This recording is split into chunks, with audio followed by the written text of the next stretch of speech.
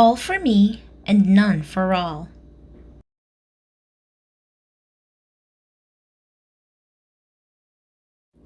Gruntly was a ball hog. Not only did he refuse to share his toys with Hampshire and Berkshire, but he helped himself to theirs. Gruntly grabbed Yorkie's shoes, even though he already had far more shoes than feet. And it got worse.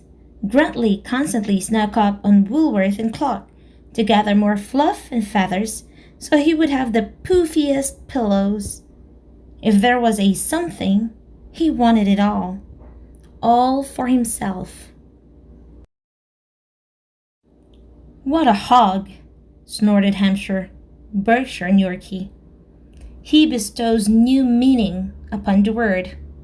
Wise Woolworth said wisely. Cluck, Clock said and nodded. She was a chicken of few words. Clearly, Gruntly's companions were fed up with his greediness. One day, as Gruntly was skipping along, wolfing someone else's donut and collecting illegal flowers, he came upon a sign. The Parks Department invites you to a treasure hunt on Saturday. Oh, yes, exclaimed Gruntly. A treasure all for me. Gold up to my belly, silver to my snout, diamonds to my pointy ears. That's what it's all about. Hey! When Saturday came, Gruntly was ready for action. The park ranger explained the rules of the treasure hunt to the eager hunters. You will have 3 clues, she said. I'll give you the first clue. If you follow that and the other clues, you'll find a treasure. Oh, said Hampshire, Berkshire, and Yorkie. A stupendously superb opportunity, observed wise Woolworth. Cluck, agreed Clock. And over at the starting line. Yes, hissed Gruntly. I'm going to be number 1 and get all the treasure, all for me and none for all. The park ranger called out the first clue. Clue number 1. Go 50 steps, then you will see clue number 2. Under the... Gruntly was in such a hurry to be in the lead. He didn't bother to hear the end of the clue. As the others headed off to look under the tree, Gruntly was racing towards the sea. Gruntly did not get far. Gruntly got wet, so he slogged back. As he passed the tree, the second clue, which the other hunters had left behind, blew right into his hand. Clue number 2. To find the next clue and make your heart sing, go to the playground. Look under the... Again, greedy Gruntly was so eager to be number 1, he skipped the last word. I've got it, he snorted. Wing! Look under the wing. Several annoyed and squawking birds later, Gruntly gave up the wing idea, and as he hurried past the playground swing, he tripped over the last clue, which his companions had tossed in the grass. Clue number 3. To find your own treasure, turn left at the frog, and there it will be under a...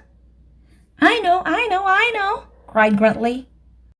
Under a hug, and there it will be under a hug. Yes!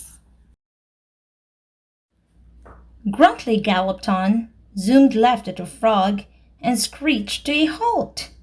He was surprised to find his companions already sitting on a log. But no time to wonder. It was time for some serious hog tipping. Pardon me. Move it, please. Sorry. Woolworth didn't mean you. Scootsy. When both the hogs had been tipped, with absolutely no treasure beneath them, Gruntly paused and blinked. How could this be? Wait a minute! Gruntly eyed the little bags the others were clutching. What you got? The little group backed away. Trail mix, they answered. Our treasures. That's it? Trail mix? Seriously? Gruntly was almost speechless as his mind tried to replace gold, silver, and diamonds with trail mix. This was stressful, but he did it. After all, trail mix was rather yummy and crunchy and sweet and delicious. I don't suppose there might be some left for me. All for me. Gruntly's fellow hunters, fearing that he might grab at any moment, gripped their little bag so tightly they crackled. Then Cluck, the chicken of few words, strutted forward. She looked Gruntly in the eye and said, Cluck! Look, wondered Gruntly. Look where? Cluck pointed her ruffled wing toward the log. Cluck! There? Asked Gruntly. And then Cluck got down on her knees, or whatever chickens get down on, and pointed way low with her beak. Cluck, cluck, cluck, cluck, cluck, cluck, under the log. Ooh, now Gruntly got it. Without even waiting as Cluck clucked, you betcha. Cluck, cluck. Gruntly looked under the log and grabbed his treasure. He was about to dig in, but wait. The others had saved it. No one had touched it, or taken it, or snatched it, or grabbed it, or tried a nibble, or a gobble, or hogged it. Gruntly was so moved by his companion's kindness and honesty.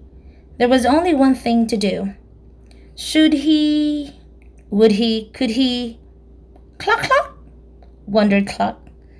As Gruntly moved closer, Hampshire, Berkshire, and Yorkie hugged their treasures, trembling. Cluck continued to wonder, and Woolworth pulled the wool over his eyes. Gruntly looked at his worried companions. Oh! The little group took a deep breath. Gruntly just smiled. Almost all for me, but some for all. Gruntly shared. The end.